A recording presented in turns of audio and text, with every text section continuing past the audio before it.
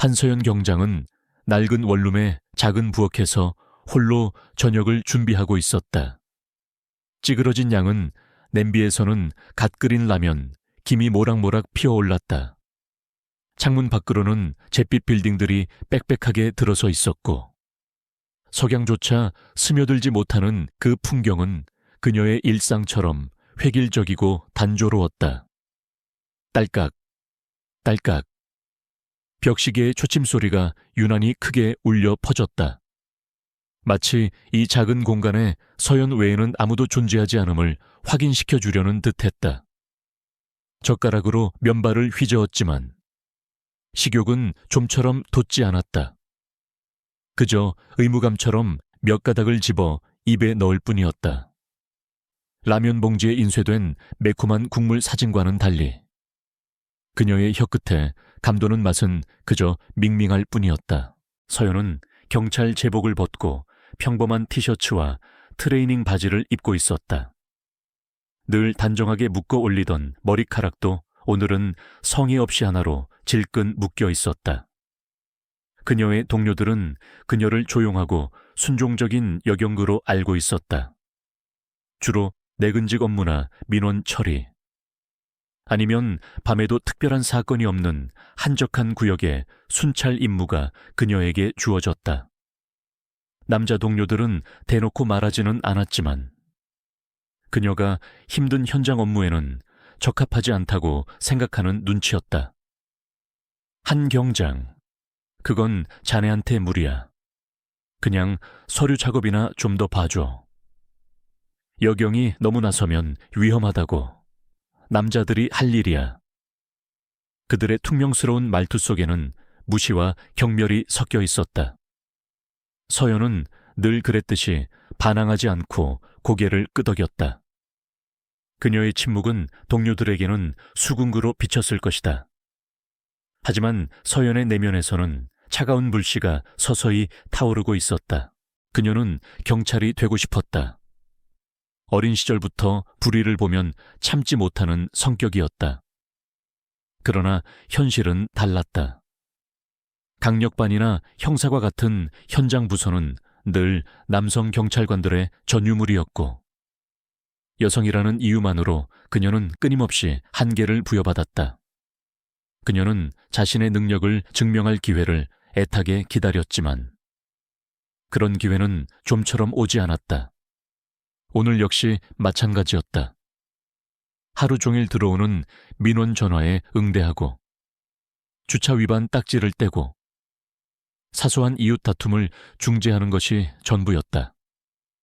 그녀의 심장 속에 깊이 잠들어 있는 한때 불가능을 모르던 전사의 피가 답답함에 몸부림쳤다. 식사를 마치고 설거지를 하려는데 저 멀리서 희미하게 들려오는 고양이 울음소리가 그녀의 귀에 닿았다. 처음에는 바람소리인가 싶었지만 울음소리는 점차 또렷해지고 애처로워졌다. 서연은 고개를 갸웃거리며 창문을 열었다. 빗방울이 유리창을 때리는 소리가 더 선명하게 들려왔다. 제법 굵은 비였다. 울음소리는 점점 더 가깝게 들려왔다.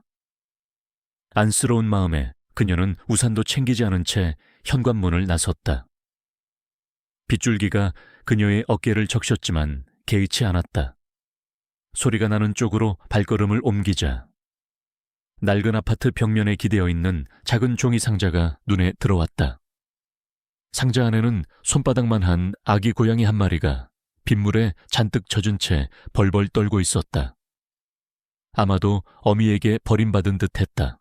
서연의 눈빛이 흔들렸다. 그 작은 생명체에게서 묘한 동질감을 느꼈다. 세상의 냉정함 속에 홀로 버려진 존재. 그녀는 망설임 없이 상자 속으로 손을 뻗었다. 아기 고양이는 처음에는 경계하는 듯 뒷걸음질 쳤지만 이내 서연의 온기 가득한 손길에 몸을 맡겼다. 그녀는 주머니에 넣어두었던 손수건을 꺼내 고양이의 젖은 털을 조심스럽게 닦아주었다.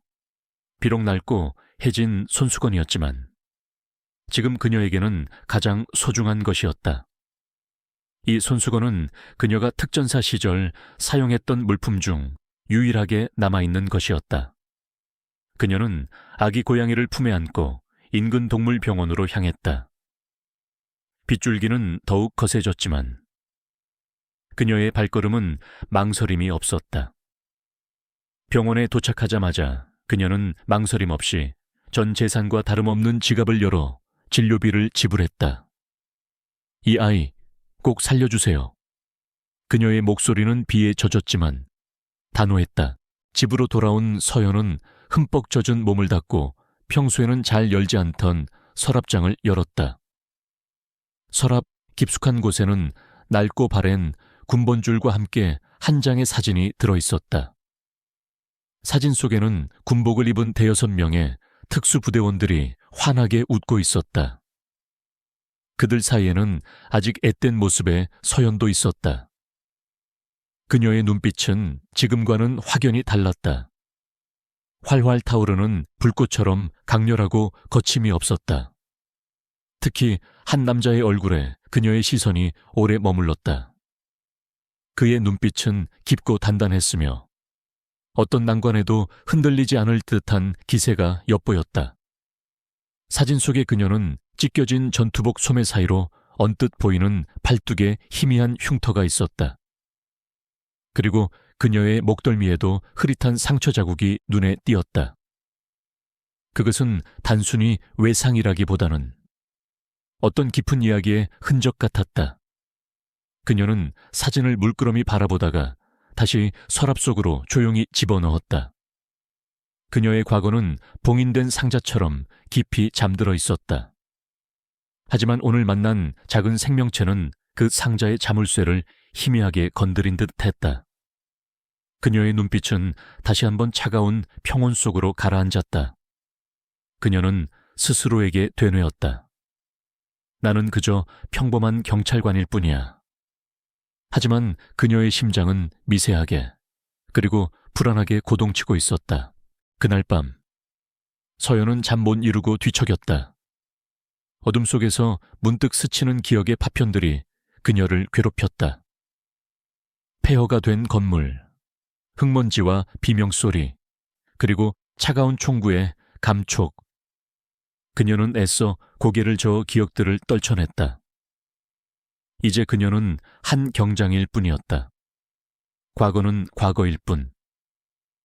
현재의 그녀는 평범한 일상을 꿈꾸는 경찰관이었다. 하지만 그녀의 심장은 묘한 예감으로 불안하게 뛰고 있었다. 다음 날 오후, 여느 때처럼 서류 업무를 처리하던 서연에게 다급한 무전이 날아들었다. 강남대로 XX동 노래방에서 폭력 사건 발생 지원 요청. 목소리에는 초조함이 묻어 있었다. 서연은 무심코 손을 뻗어 무정이를 잡으려 했지만 한 발 먼저 박 팀장이 나섰다. 김순경, 자네가 가봐. 한 경장은 그냥 여기서 대기하고 있어. 김순경은 막내였지만 박 팀장은 늘 그에게만 현장 업무를 맡기곤 했다. 서연은 의아한 표정으로 박 팀장을 바라보았다. 팀장님, 제가 가는 게 더 빠를 것 같습니다. 마침 순찰 나갈 시간도 됐고요. 하지만 박 팀장은 고개를 저었다. 아니야, 김순경은 젊고 패기 넘치니까 이런 일에 딱이지. 한 경장은 혹시라도 다치면 큰일 나. 여자 몸으로 뭘 한다고 그래. 그의 말 속에는 노골적인 무시가 담겨 있었다. 서연은 입술을 깨물었다. 그녀의 심장 깊은 곳에서 차가운 분노가 치솟는 것을 느꼈지만 애써 억눌렀다. 결국 김순경이 출동했고 서연은 평소처럼 순찰 업무에 나섰다. 하지만 어쩐지 발걸음이 무거웠다. 그 폭력 사건이 계속해서 신경 쓰였다. 얼마 지나지 않아 그녀의 무정의에 다급한 목소리가 다시 한번 울려 퍼졌다. 여기는 김순경 노래방 상황이 심상치 않습니다. 인원이 더 필요합니다. 상대방이 너무 많고. 무전은 갑자기 끊겼다. 서연의 눈이 커졌다. 김순경은 아직 신참이었다. 혼자서 감당하기 어려운 상황일지도 모른다는 직감이 스쳤다. 박 팀장에게 다시 지원을 요청해야 하나 망설이는 순간 그녀의 귀에 예민하게 스치는 낮은 소리가 들려왔다. 단순한 소란이 아니었다. 비명에 가까운 목소리, 그리고 무엇인가 부서지는 듯한 둔탁한 소리. 그것은 그녀가 과거 수없이 들었던 통제불능의 폭력 현장에서나 들릴 법한 소음이었다. 그녀의 뼛속 깊이 각인된 전사의 본능이 위험을 감지하고 경고음을 울렸다. 망설일 틈도 없었다. 서연은 주저낼 수 없이 순찰차를 돌려 무전이 끊긴 노래방으로 향했다. 심장은 격렬하게 요동쳤지만 그녀의 표정은 차분하고 단호했다. 과거의 그림자가 그녀를 애워싸는 듯했다. 특수훈련으로 다져진 그녀의 몸은 마치 오랜 잠에서 깨어난 듯 반응하고 있었다. 길게 늘어선 건물들 사이에서 간판이 번쩍이는 노래방 건물이 눈에 들어왔다. 입구에는 이미 순찰차 한 대가 위태롭게 서 있었고 운전석 문은 활짝 열린 채 비에 젖고 있었다. 김순경의 차였다. 서연은 차를 세우고 서둘러 뛰어내렸다. 노래방 안에서는 고막을 찢을 듯한 고성과 욕설이 터져 나오고 있었다. 문을 열고 들어서자마자 역한 술 냄새와 담배 연기가 코를 찔렀다. 쿵, 쿵, 쿵. 그녀의 심장이 발소리에 맞춰 뛰었다. 복도를 따라 안으로 들어서자 시야에 들어온 광경은 그녀의 예상보다 훨씬 더 심각했다. 방 하나가 난장판이 되어 있었다. 술병과 음식물 찌꺼기가 바닥에 나뒹굴고 테이블은 전복되어 있었다. 그리고 그 한가운데 건장한 남자 대여섯 명이 김순경을 애워싸고 있었다. 김순경은 이미 제압당한 듯 벽에 몰린 채 멱살이 잡혀 있었다. 그의 얼굴은 피범벅이 되어 있었고 제복은 너덜너덜해져 있었다. 그는 간신히 몸을 지탱하고 있었지만 역부족이었다. 그들의 우두머리로 보이는 사내가 김순경의 멱살을 잡고 거칠게 흔들며 조롱하고 있었다. 경찰 하하 고작 이런 애송이가 우리를 잡겠다고 웃기지도 않아. 그의 얼굴에는 오만함과 광기가 번뜩였다. 그는 바로 이광호. 이 지역에서 악명이 높은 조폭 두목이었다. 서연은 그들의 눈에 띄지 않게 잠시 숨을 고르며 상황을 파악했다. 술에 취한 남자들은 이성을 잃은 듯 보였다. 그들은 김순경을 인질 삼아 경찰의 권위를 조롱하고 있었다. 이 순간 서연은 자신의 과거를 애써 외면했던 스스로를 책망했다. 그녀는 그저 평범한 경찰관이 아니었다. 그녀는 특전사 707 특임단 출신의 인간 병기였다. 잠시나마 잊고 지냈던 그 사실이 그녀의 피를 다시 끓어오르게 했다. 이광호가 김순경의 뺨을 세게 때리려던 찰나 서연은 더 이상 참을 수 없었다. 그녀는 망설임 없이 방 안으로 들어섰다. 멈춰요 당신들. 지금 공무집행 방해에 폭행까지 저지르는 겁니다. 그녀의 목소리는 비록 가늘었지만 그 속에는 차가운 강철 같은 단호함이 깃들어 있었다. 모든 시선이 서연에게로 향했다. 이광호는 비웃듯 서연을 위아래로 훑어보았다. 어이쿠, 꼬마 아가씨까지 오셨네. 너도 경찰이야 고작 여자애가 뭘 한다고 여기 와서 까불어. 그의 동료들도 낄낄거리며 서연을 비웃었다. 한 녀석은 더 나아가 서연의 팔을 잡아 끌며 음흉한 미소를 지었다. 경찰 나으리, 우리랑 재미있는 시간 좀 보낼까? 어차피 여기 아무도 없는데. 그 순간 서연의 눈빛이 싸늘하게 변했다. 그녀의 심장이 쿵 하고 떨어지는 듯했다. 모욕감과 함께 오래전 봉인했던 분노가 치밀어 올랐다. 이 남자들은 단순히 그녀를 무시하는 것을 넘어 경찰이라는 상징과 그녀의 인간적인 존엄성까지 유린하려 들었다. 그녀는 본능적으로 주먹을 쥐었다. 하지만 동시에 머릿속에서는 경찰은 법과 질서를 따라야 한다.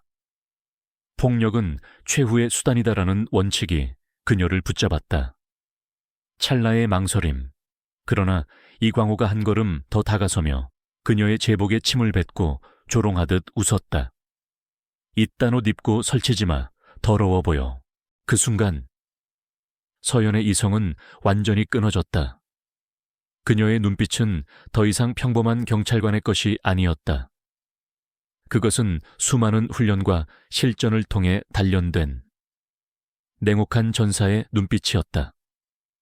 그녀는 더 이상 물러설 곳이 없었다. 이광호와 그의 패거리들은 자신들이 무엇을 건드렸는지, 지금껏 상상조차 할 수 없었던 지옥을 마주하게 될 것이라는 사실을 전혀 알지 못했다. 그녀의 내면에 잠들어 있던 인간 병기가 서서히 눈을 뜨기 시작했다. 이광호의 더러운 침이 서연의 어깨에 튀었다. 그 순간 서연의 눈빛은 얼음처럼 차갑게 빛났다. 그 침은 단순한 오물이 아니라 그녀의 자존심과 경찰로서의 사명감, 그리고 과거의 아픈 기억까지 모욕하는 행위였다. 그녀의 머릿속에서는 모든 이성적인 사고가 멈췄다. 오직 하나의 본능만이 지배했다. 방어, 그리고 제압. 먼저 달려든 것은 이광호의 부하 중 가장 덩치가 큰 사내였다. 그는 술에 취한 채 주먹을 휘두르며 서연에게 달려들었다.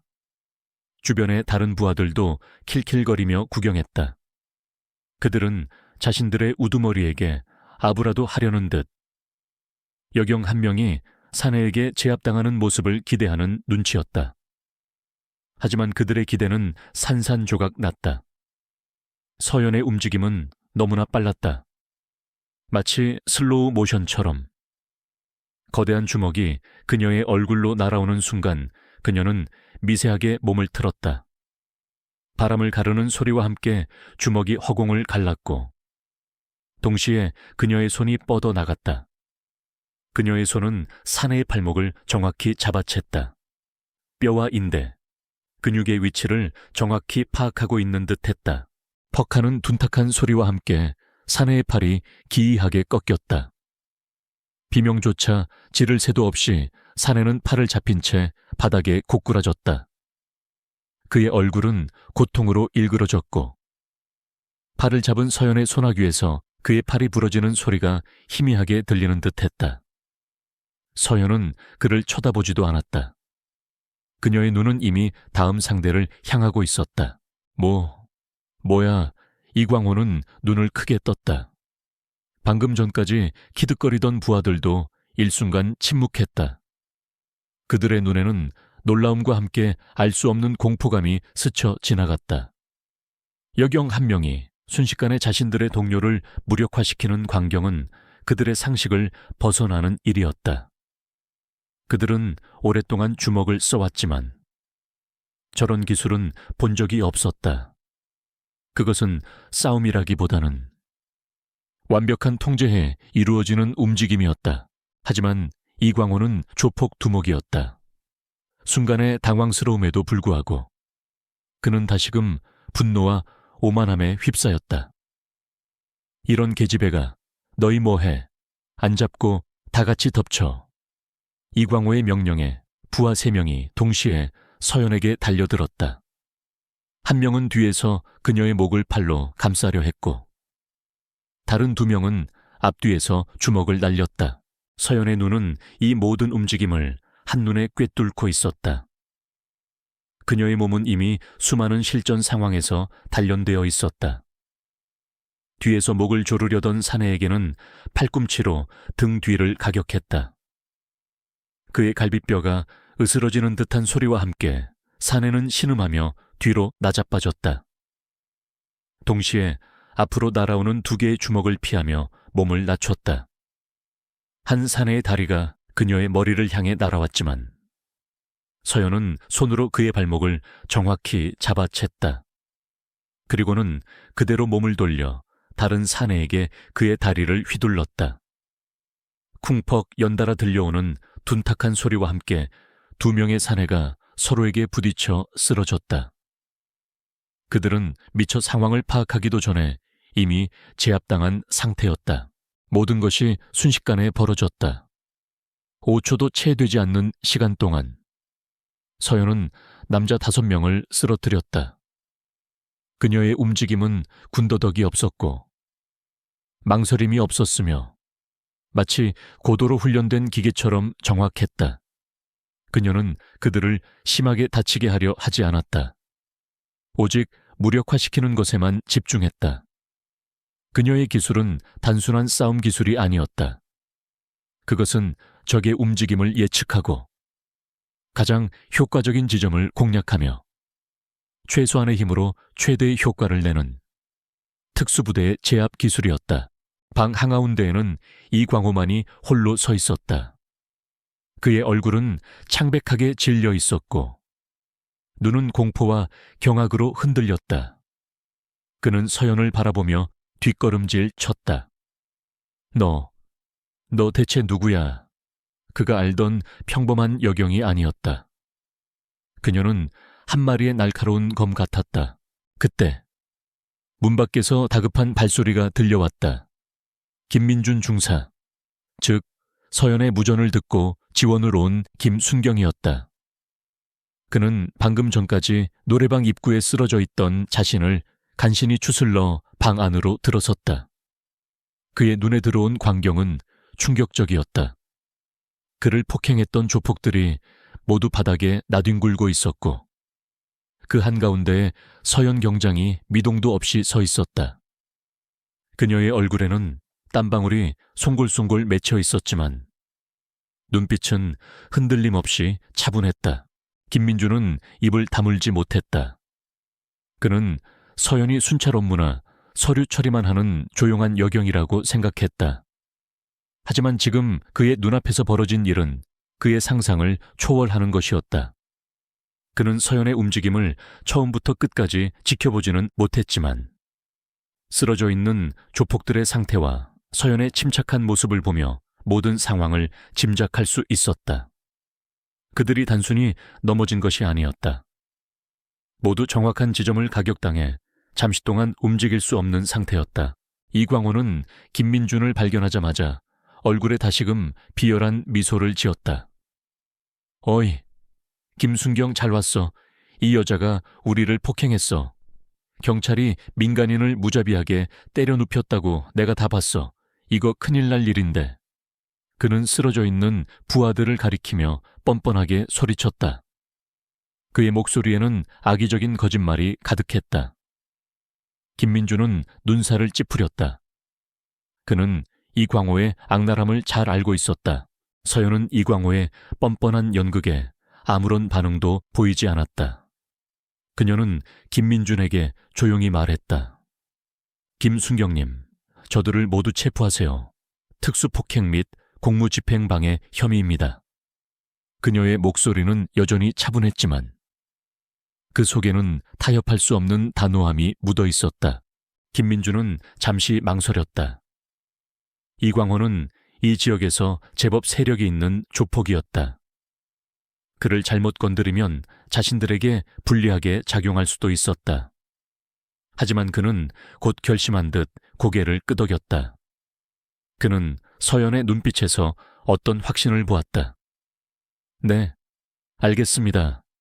그는 허리춤에서 수갑을 꺼내며 쓰러져 있는 조폭들을 향해 다가갔다. 이광호는 눈에 띄게 당황했다. 그는 김민준이 자신을 도울 것이라고 생각했다. 뭐야, 너희 진짜 이러는 거야. 두고 보자. 내가 너희 둘 다 가만두지 않을 거야. 이 계집애가 나를 폭행했다고 분명히 언론에 제보할 거라고. 그는 씩씩대며 소리쳤다. 그의 목소리는 분노와 함께 알 수 없는 두려움에 떨리고 있었다. 그는 서연의 예상치 못한 강함에 자존심이 상한 것을 넘어 깊은 모욕감을 느꼈다. 그날 이후 이광호는 경찰서에서 풀려나자마자 자신의 모든 인맥을 동원하여 서연의 뒤를 캐기 시작했다. 그는 자신이 당한 수모를 갚아주기 위해 그녀의 과거를 파헤쳐 약점을 잡고 그녀를 경찰직에서 파면시킬 계획을 세웠다. 그의 마음속에는 질투와 복수심, 그리고 알 수 없는 두려움이 뒤섞여 활활 타오르고 있었다. 이광호가 경찰서를 나서는 순간 그의 얼굴은 분노와 수치심으로 일그러져 있었다. 한서연, 그 계집애, 내가 반드시 대가를 치르게 할 거야. 그는 맹세했다. 언론과 경찰 고위층에 대한 그의 막강한 영향력은 곧바로 발휘되었다. 다음 날 아침, 모든 주요 언론사 헤드라인은 여경의 과잉 진압 논란, 경찰 폭력, 도를 넘었나 등의 자극적인 문구로 도배되었다.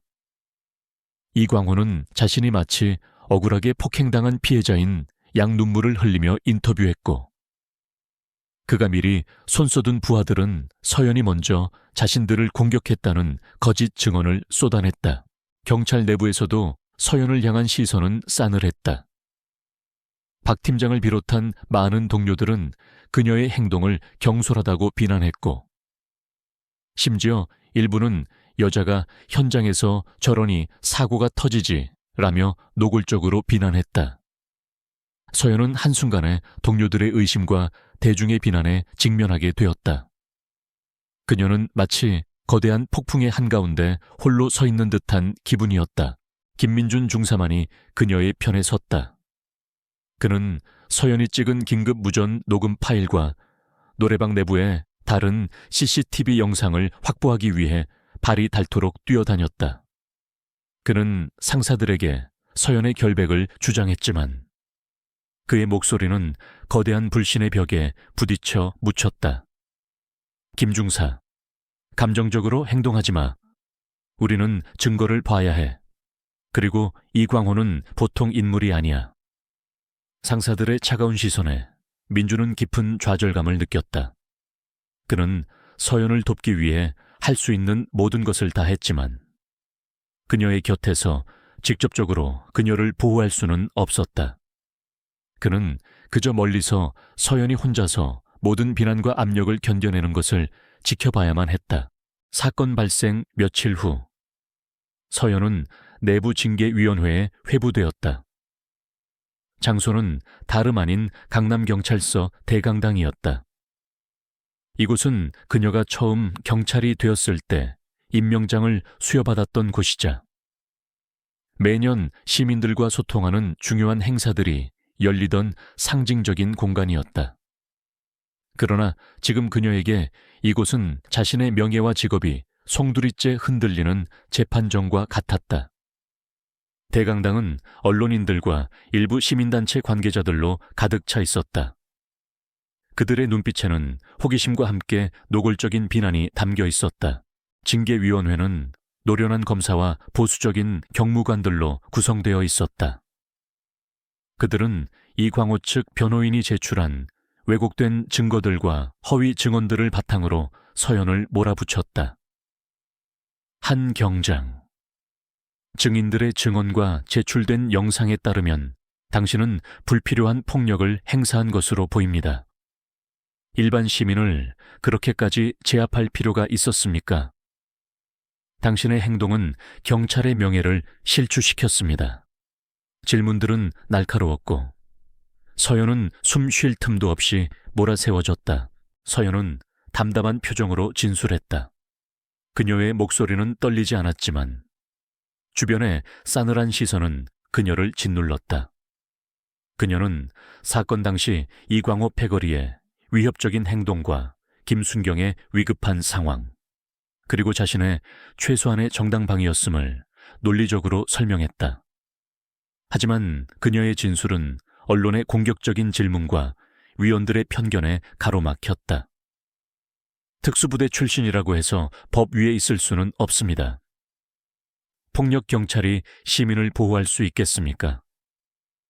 그들의 비난은 마치 덫처럼 그녀를 옥죄었다. 결정적인 증거를 제시하지 못하는 상황에서 서연은 점차 궁지에 몰렸다. 이광호 측 변호사는 조롱하듯 말했다. 한 경장은 군대에서의 경험을 너무 과신하고 있는 것 같습니다. 이곳은 전장이 아니라 민주사회입니다. 당신의 과거는 변명이 될 수 없습니다. 그 순간 서연은 잊고 싶었던 과거의 악몽이 다시금 되살아나는 것을 느꼈다. 그녀는 특수부대에서 겪었던 끔찍한 임무와 동료를 잃었던 아픔을 떠올렸다. 그녀는 그 모든 것을 잊고 평범하게 살고 싶었다. 하지만 세상은 그녀를 내버려 두지 않았다. 그녀의 능력이 오히려 그녀의 발목을 잡는 아이러니한 상황이었다. 그녀는 지금 이 자리에서 자신의 정체성을 숨길 수도, 그렇다고 전부 드러낼 수도 없는 딜레마에 빠져 있었다. 징계위원회 의장이 최종 결정을 내리려던 찰나, 의장석 옆에 놓인 시계가 눈에 들어왔다. 시계는 이미 심야를 향해 가고 있었다. 그는 말했다. 이제 결론을 내릴 시간입니다. 한 경장의 행위는, 그의 목소리는 칼날처럼 날카로웠다. 서연은 눈을 감았다. 그녀의 경찰 인생이, 그녀의 꿈이 이대로 끝나는 것인가? 압도적인 압력과 외로움 속에서 그녀는 홀로 모든 것을 감당해야만 했다.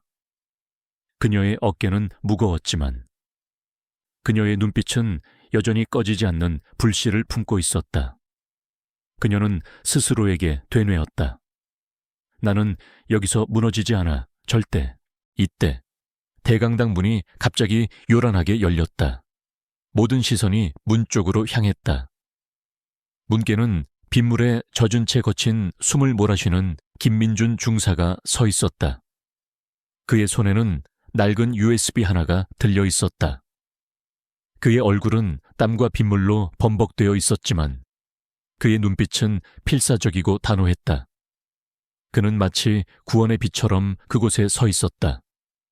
그의 나타남은 마치 모든 희망이 사라진 순간 한 줄기 빛이 내려오는 것과 같았다. 김민준 중사가 대강당 문을 열고 들어서자 모든 시선이 그에게로 집중되었다. 징계위원회 의장을 비롯한 모든 관계자, 언론인들, 그리고 이광호와 그의 변호인단까지 모두의 얼굴에는 당황스러움과 의문이 교차했다. 그들은 김민준이 왜, 그리고 무엇을 들고 나타났는지 알지 못했다. 김민준 중사, 지금 여기가 어디라고 함부로 들어오는 건가? 경무관 중 한 명이 불쾌한 듯 소리쳤다. 하지만 김민준은 그 말을 들은 척도 하지 않았다. 그의 시선은 오직 한서연에게 고정되어 있었다. 그는 굳건한 눈빛으로 서연에게 짧게 고개를 끄덕였다. 그 의미심장한 눈빛은 그녀에게 포기하지 말라는 무언의 격려였다. 제가 중요한 증거를 찾았습니다. 김민준의 목소리는 다급했지만 그 속에는 확신이 있었다. 그는 손에 든 USB를 높이 들었다. 이광호 씨 측에서 제출한 영상은 교묘하게 편집된 것입니다. 저는 노래방 주변의 다른 CCTV와 당시 상황을 기록한 블랙박스 영상을 조합하여 사건의 전말이 담긴 완전한 영상을 확보했습니다. 이광호의 얼굴은 순식간에 새파랗게 질렸다. 그의 변호인도 당황한 기색이 역력했다. 무슨 소리야? 저건 거짓말입니다. 증거 위조로 고발하겠습니다. 변호인은 다급하게 소리쳤지만 그의 목소리에는 이미 동요가 섞여 있었다. 조용히 하세요. 징계위원회 의장이 단호하게 외쳤다. 그는 김민준의 손에 들린 USB를 바라보았다.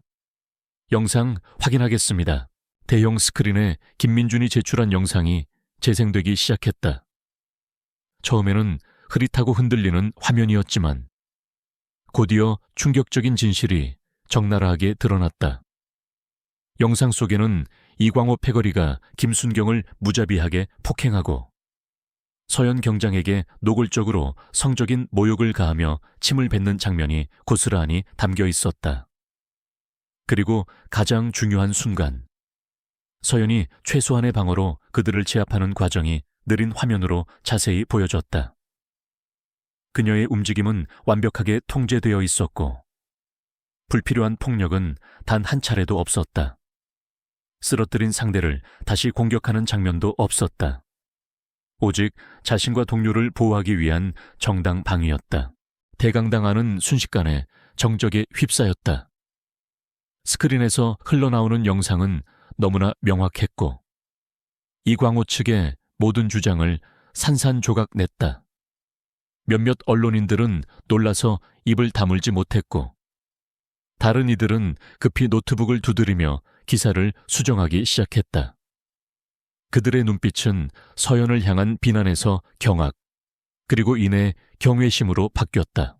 이광호는 스크린 속 자신들의 추악한 모습이 비춰지자 얼굴을 두 손으로 감싸 쥐었다. 그는 몸을 부들부들 떨었다. 그의 부하들은 바닥에 주저앉아 고개를 숙였다. 더 이상 변명할 여지도, 숨길 수도 없는 완벽한 증거였다. 이게 전부였어. 한 기자가 넋 나간 듯 중얼거렸다. 그녀는 자신을 방어했을 뿐이야. 오히려 당하고 있었어. 징계위원회 의장은 굳은 표정으로 스크린을 응시했다. 그는 이내 한숨을 내쉬며 고개를 저었다. 영상을 통해 모든 진실이 명확히 드러났습니다. 한서연 경장의 행위는 정당 방위였으며 경찰관으로서의 정당한 공무 집행이었습니다. 그의 목소리에는 단호함이 묻어 있었다. 그 순간 대강당 안에서 웅성거림이 터져나왔다. 그리고 이내 우레와 같은 박수 소리가 울려 퍼졌다. 기자들은 물론 처음에는 서연을 비난했던 일부 시민단체 관계자들까지 자리에서 일어나 박수를 보냈다. 그들의 얼굴에는 미안함과 존경심이 가득했다. 박 팀장을 비롯한 서연의 동료들도 하나둘 자리에서 일어나 어색하지만 진심 어린 박수를 보냈다. 그들의 얼굴에는 후회와 함께 서연에 대한 새로운 존경심이 피어올랐다. 서연은 눈을 감았다. 뜨거운 눈물이 뺨을 타고 흘러내렸다. 그것은 억울함 때문이 아니라 마침내 진실이 밝혀지고 자신의 명예가 회복되었다는 안도감과 벅찬 감격 때문이었다. 그녀는 김민준을 바라보았다. 그의 얼굴은 땀범벅이었지만 그의 눈빛은 뿌듯함과 안도감으로 빛나고 있었다. 그녀는 말없이 그에게 고개를 숙여 감사를 표했다. 징계위원회 의장은 다시 마이크를 잡았다. 한서연 경장에 대한 모든 징계 절차는 즉시 중단됩니다. 오히려 한 경장은 이번 사건에서 보여준 용기와 뛰어난 판단력, 그리고 강인한 정신력으로 경찰관의 귀감이 되었습니다. 이에 징계위원회는 한 경장에게 특별 승진을 건의하며 시민 안전에 기여한 공로를 인정하여 표창을 수여할 것을 제안합니다. 의장의 말이 끝나자 다시 한번 뜨거운 박수가 쏟아졌다. 서연의 얼굴에는 희미한 미소가 떠올랐다. 그녀의 승리는 단순히 개인적인 승리가 아니었다.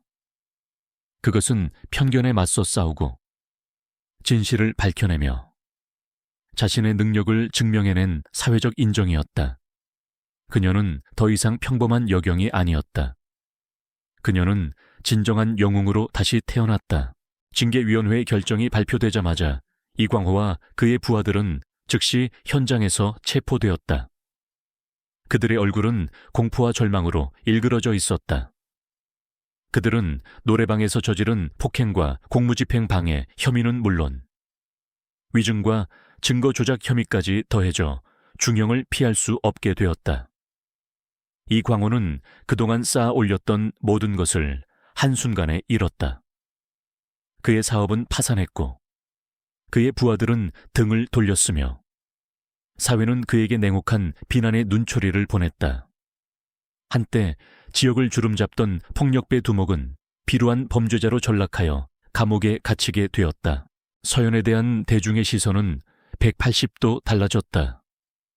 그녀는 더 이상 논란의 중심에 선 경찰이 아니었다. 그녀는 불의에 맞서 용감하게 싸운 진정한 영웅이었다. 그녀의 이야기는 순식간에 전국으로 퍼져나갔고 많은 이들에게 깊은 감동과 희망을 주었다. 며칠 후 서연은 경찰청장실로 불려갔다. 그곳에는 징계위원회 의장을 비롯한 고위 간부들이 모두 모여 있었다. 그들의 얼굴에는 이전에 볼 수 없었던 존경과 미안함이 교차했다. 특히 박 팀장은 고개를 숙인 채 서연에게 다가왔다. 그의 얼굴은 벌겋게 달아올라 있었다. 한 경감님, 제가 정말 죄송했습니다. 제가 너무 어리석었습니다. 당신의 능력을 알아보지 못하고.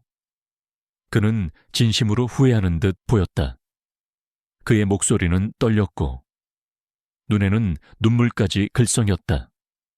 서연은 말없이 그를 바라보았다. 그녀는 복수심을 느끼지 않았다.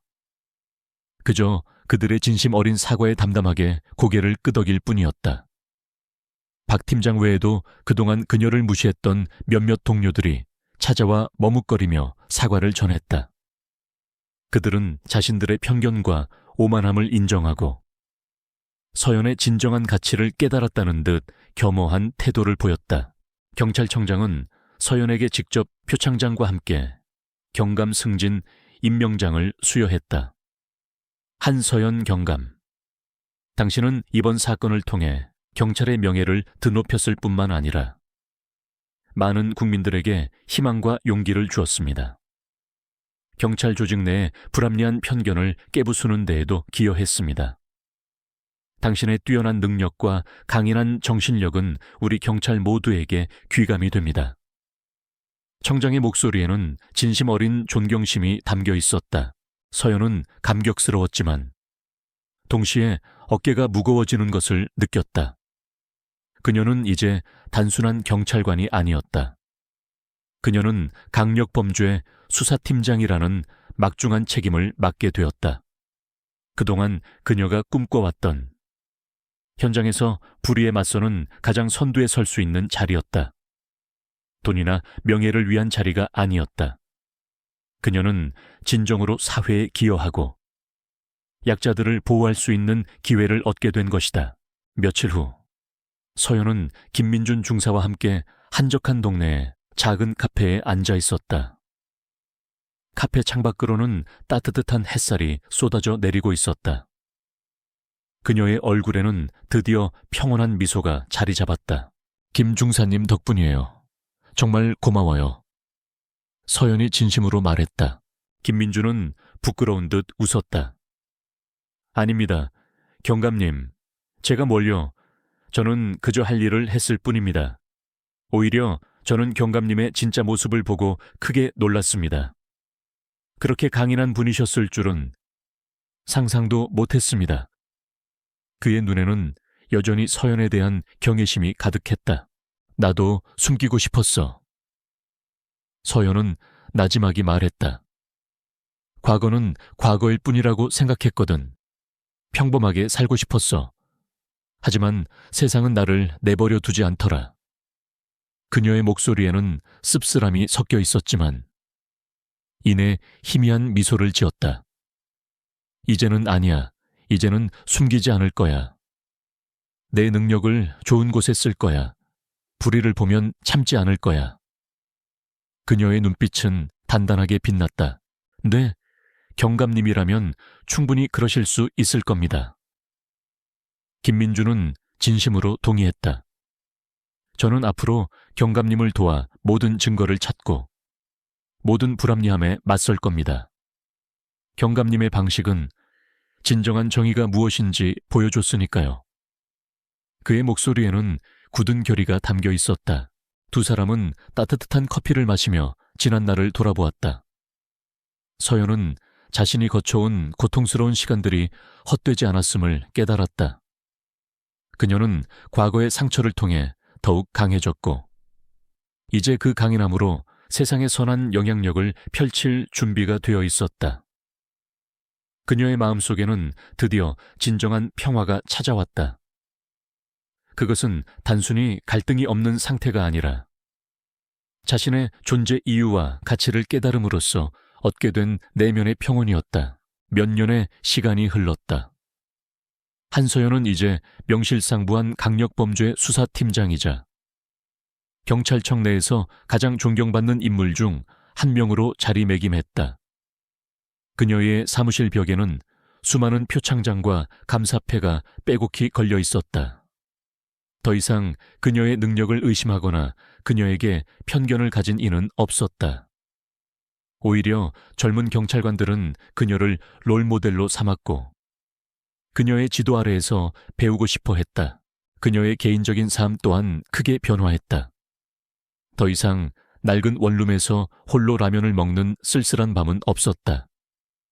그녀는 넓고 밝은 아파트로 이사했고 그곳에는 늘 따뜻한 온기가 가득했다. 예전에 그녀가 비 오는 날 구해줬던 작은 고양이는 이제 건강하고 통통한 성묘가 되어 그녀의 발치에서 애교를 부렸다. 야옹하고 부드럽게 울음소리를 내는 고양이를 쓰다듬으며 서연은 작은 미소를 지었다. 그녀의 얼굴에는 깊은 평화와 만족감이 어려 있었다. 어느 날 서연은 경찰청에서 주최하는 미래 여성 경찰 리더 양성 프로그램의 개강식 연사로 초청받았다. 강당에는 전국에서 모인 수백 명의 젊은 여성 경찰관들이 그녀를 보기 위해 모여 있었다. 그들의 눈빛은 호기심과 기대로 반짝였다. 서연은 단상에 올라섰다. 과거에 소극적이고 말이 없던 그녀는 온데간데 없었다. 그녀의 목소리에는 자신감과 연륜이 묻어 있었다. 저는 한때 저의 과거를 숨기려 했습니다. 제가 가진 특별한 능력과 경험이 오히려 저를 힘들게 할 것이라 생각했죠. 하지만 여러분, 기억하십시오. 여러분이 가진 강점은 결코 숨겨야 할 것이 아닙니다.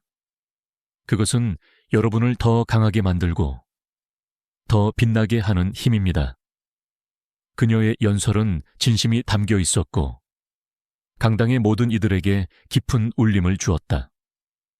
편견에 맞서십시오. 여러분의 가치를 스스로 증명하십시오. 그리고 무엇보다 약자를 보호하고 정의를 실현하고자 하는 여러분의 초심을 잊지 마십시오.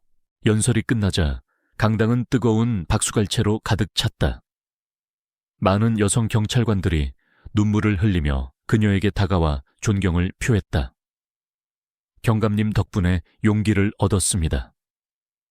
저도 경감님처럼 강해지고 싶어요. 그들의 순수한 열정에 서연은 깊은 보람을 느꼈다. 그녀는 이제 단순한 범죄 수사관을 넘어 젊은 세대에게 영감을 주는 멘토이자 희망의 상징이 되어 있었다. 김민준 중사는 이제 어엿한 경위로 승진하여 서연의 수사팀에서 가장 유능한 부하 직원이 되어 있었다. 그는 서연의 든든한 조력자이자 때로는 그녀의 유일한 친구로서 곁을 지켰다. 서연은 그에게 모든 것을 믿고 맡길 수 있었다. 그들은 함께 수많은 사건을 해결하며 대한민국을 더욱 안전하게 만드는 데 기여했다. 서연은 또한 새로운 형태의 봉사를 시작했다. 그녀는 경찰 업무 외 시간에 지역 아동센터를 찾아가 아이들에게 자기방어 기술을 가르치고 꿈과 희망을 심어주는 멘토 활동을 했다. 특히 어려운 환경에 처한 아이들에게는 특별한 관심을 기울였다. 한때 혼자였던 그녀는 이제 수많은 아이들에게 따뜻한 울타리가 되어주었다. 어느 화창한 봄날 오후, 서연은 아이들과 함께 아동센터 옆에 새로 지어진 작은 도서관의 개관식에 참석했다. 이 도서관은 그녀가 모금 운동을 주도하여 건립된 것이었다. 그녀의 연설을 듣고 감명받은 많은 시민들과 기업들이 기부에 동참했다. 그녀는 아이들과 함께 희망찬 표정으로 도서관의 빨간 리본을 잘랐다. 아이들의 해맑은 웃음소리가 봄바람을 타고 울려 퍼졌다. 도서관 안으로 들어서자 아이들은 새 책들을 향해 달려갔다. 서연은 창가에 서서 그 모습을 흐뭇하게 바라보았다. 창밖으로는 파릇파릇한 새싹들이 돋아나고 있었다. 겨울의 혹독한 추위를 이겨내고 피어난 새싹들처럼 그녀의 인생 또한 수많은 역경을 이겨내고 새로운 봄을 맞이한 것이다. 그녀의 가슴 속에는 따뜻한 희망이 가득했다. 그녀의 발자취는 이제 단순한 한 개인의 성공을 넘어 사회에 긍정적인 변화를 가져오는 아름다운 여정의 시작이었다. 서연의 눈은 멀리 있는 삼본구리를 향했다. 그 위로는 푸른 하늘이 드넓게 펼쳐져 있었다. 그녀의 삶은 더 이상 닫힌 문 뒤에 숨겨진 것이 아니었다. 그것은 활짝 열린 가능성이었고 앞으로 펼쳐질 무한한 이야기의 시작이었다. 그녀는 미소 지었다. 그 미소 속에는 과거에 대한 치유, 현재에 대한 감사, 그리고 미래에 대한 희망이 모두 담겨 있었다. 여러분, 한서연 경감의 이야기가 어떠셨나요?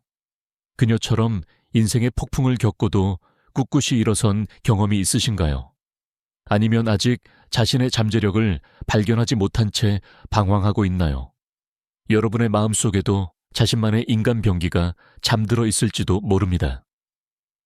이 이야기가 여러분에게 작은 용기와 영감을 주었기를 바랍니다. 이 이야기가 마음에 드셨다면 친구들과 공유해 주세요. 여러분의 관심과 응원은 저에게 큰 힘이 됩니다. 더 많은 흥미진진한 이야기를 기대해 주세요.